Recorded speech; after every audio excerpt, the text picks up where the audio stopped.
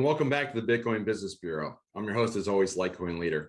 Today, we're going to talk about saving money. And first, the thing we need to know about saving money is to understand the purpose of saving money and understanding what money is. We need to understand those two things. Then we can talk about how you want to do it.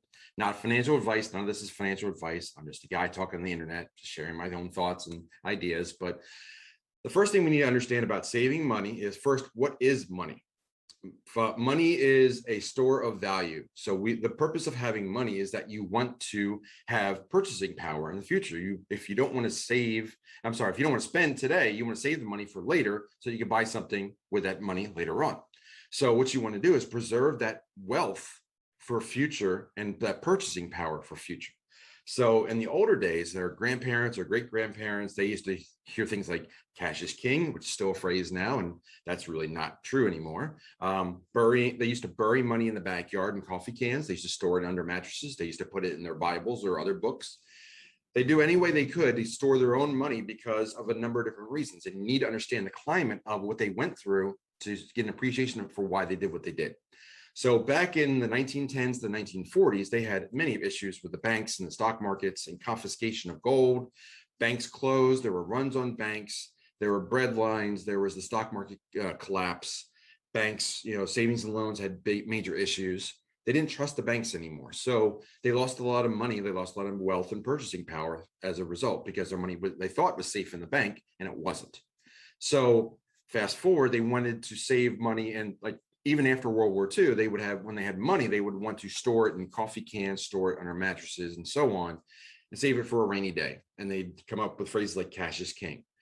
Well, now we fast forward to today, where we're all trying to save money because we're in an inflationary market. And we know how bad inflation is right now. It's only probably going to get worse. We see it at the gas pump. We see it at the grocery store. Prices go up about 10% a week, it seems. And having cash on hand maybe isn't the best thing anymore because that you're losing purchasing power. So $1 today might be worth 95 cents next week, 90 cents next month, and so on. So what do you do? So what do you want to do? How do you preserve your wealth? Well, there's a number of different things you can do. Again, not financial advice, but something you can do is you can buy things today, which you think are going to go up in dollar price tomorrow, which is pretty much anything. Or get your dollar savings into saving in another asset that you think will appreciate. Those things are like things that have stayed, it had test the time, they've kept their value, such as gold and silver, or the modern version of gold and silver, which is cryptocurrency, Bitcoin, Litecoin, Ethereum, you name it. I'd say the coins that have a hard cap on their amount of coins that they're ever going to be. Bitcoin is probably the most dominant one because we even know that that's classified as an asset, and you can borrow against assets with things like Nexo, and I'll talk about that in a minute. But if you're going to save for the future, save for a rainy day, and we know it's been raining pretty hard out west, that rainy day could be coming very soon. We cannot predict the future. We cannot predict the timeline, but we do know what the signs are sort of telling us. We do know what the prices at the gas pump and the grocery store are telling us, is that the dollar is losing its purchasing power. So you may want to at least diversify your assets. I wouldn't say be completely illiquid and have no cash on hand. That wouldn't be my advice if you were to ask me it, but this is a friend to a friend. But I would say diversify, be exposed to precious metals in some form. Silver is technically on sale compared to gold right now. Historically speaking, silver, it's been 15 or 20 ounces to 1 ounce of gold. And gold stands the test of time because in the past, a suit of armor cost an ounce of gold. Now a finely tailored suit costs an ounce of gold. So about $1,800 versus whatever it was, like $30 back in the confiscation days. So, and who knows what it was back in the medieval ages when you bought a suit of armor, but it was worth a suit of armor. So we fast forward, we have options now that seem to be better than the US dollar or any other fiat currency for that matter, any solely government-backed currency, which is all of them that are issued by a government. There's no government issued currency that's backed by a hard asset anymore. So since we went off the gold standard in 1971. So dollars are losing their purchasing power. So get into an asset that can save your purchasing power, which is saving your wealth, which is the purpose of saving money, not currency. There's a difference. Currency is what we use to spend for things, and it's supposed to be reflective of value. But if a if a currency doesn't hold its value over time, it's just a currency. It's also not money. Bitcoin seems to be holding at the test of time, like gold and silver, holding its purchasing power over time, or even outpacing inflation. So cash is no longer king. And if you believe some of the things I agree, or even if you disagree, leave a hashtag down below, leave a comment, please, and just use hashtag save money. And let's get this trending, because people need to save money these days. It's getting harder and harder. There's to make ends meet, as we all know. We've seen it year after year, but it's accelerating now. So save money however you can by holding assets that preserve wealth.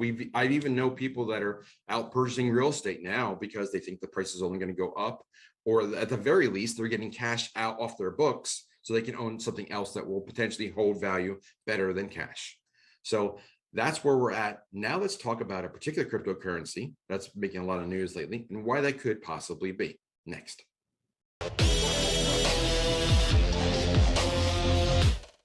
So the next thing we're going to talk about today is a coin called Shiba Inu. Now that's gotten a lot of traction, and a lot of people are probably rolling their eyes right now. It's like, oh no, not Shiba Inu.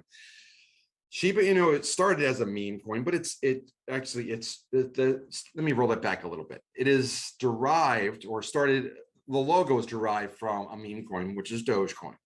But Shiba Inu is actually an Ethereum based coin that has it's got a boatload of coins, which is part of the reason why a lot of people are like, 1 quadrillion coins? Are you kidding me? There's no way that this coin could ever reach a penny, let alone $1. So why should I even bother? Well, there's a thing called a coin burn. And Altcoin Daily talked about this recently, and I'll link the video up here. Altcoin Daily did a good job of talking why Shiba Inu has some value. There's they're involved in NFTs. They have their own project, their own white paper. They have liquidity pools. There's staking, and also the NFTs. I mean, there's a lot of different reasons to like Shiba Inu. There is a finite cap of number of coins, and for the biggest part that's most interesting to me, and why I started looking at it again, and actually, full disclosure, I have some, but the reason I looked at it is because not only do they have a hard cap, but they're starting to burn coins. So they have a huge ecosystem that's growing by the day. I think there's like over 750,000 people that have Shiba Inu now. Is available on Coinbase, is available on almost every exchange, and soon to be Robinhood, from rumors are, which will only drive the price up even further, which is more retail investors, and they're going to look for coins like this that are below a penny that could, go up and take a potential moonshot. Again, not financial advice, but this is a coin that has potential because of the project's white paper, or what they call the wolf paper. They love playing up this dog theme. So they have Bone, they have Leash, they have all these different coins that are part of the ecosystem, and then you're doing NFTs, which we know is a red hot market. But the biggest thing of interest to me is that they're doing a coin burn, and they burned a lot of coins so far, and they continue to burn more coins, which will reduce the number of coins overall, which will increase the price for the coins that remain. This is basic supply and demand. If you reduce the number of coins, I'm not saying they're going to cut it in half, but let's just say, for example, say some product cut their coin supply in half.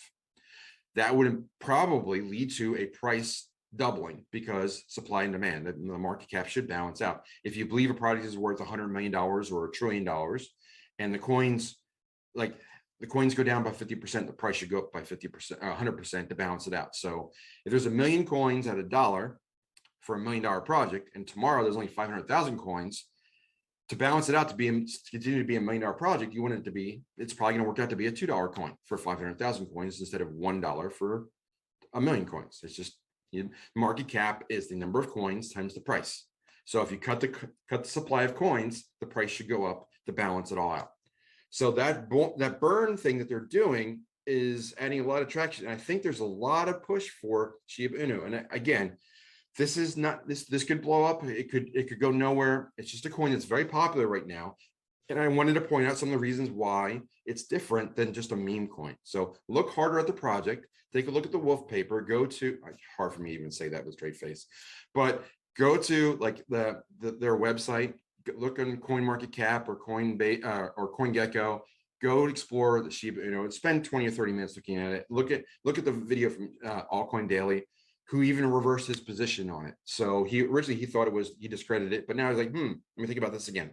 So I trust those guys. Austin does a good job over Altcoin Daily. It's a channel I follow a lot. So all that said there, I'm going to pause there and I'm going to talk about one last topic before we close for today.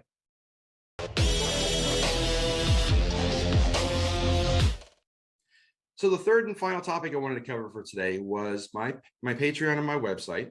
But I want to talk about what I'm going to do on my Patreon this week. So I'm going to give value back. I want you guys to get more than the value I charge for what I do.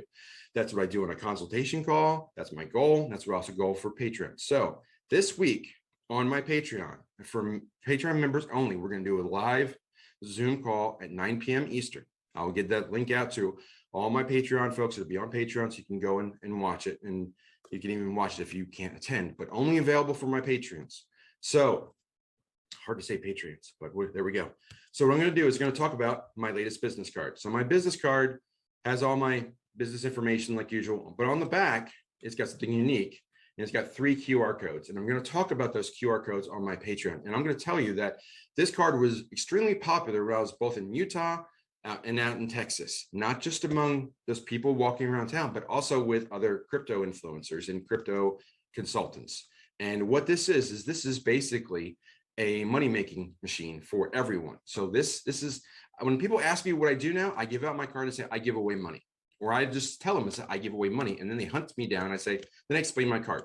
So my card tells you how to get money through these first 2 QR codes. And I will go over that on my Patreon.